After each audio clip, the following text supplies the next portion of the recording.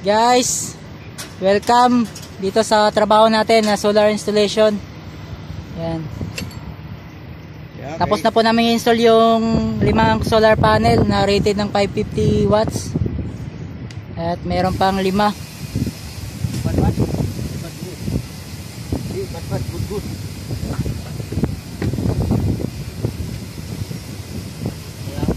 Oops.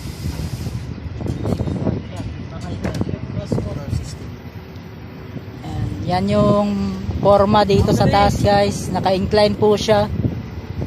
Yan. Lubid go, lubid.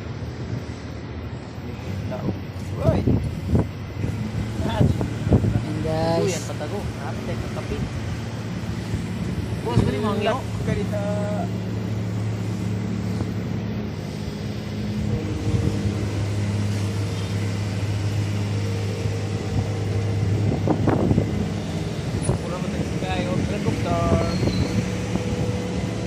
Yan, tapos na po yung 5 solar panel, guys.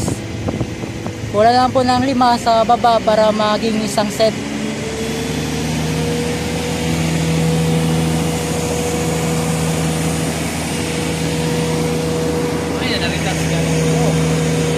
Yan po si Foreman Proto.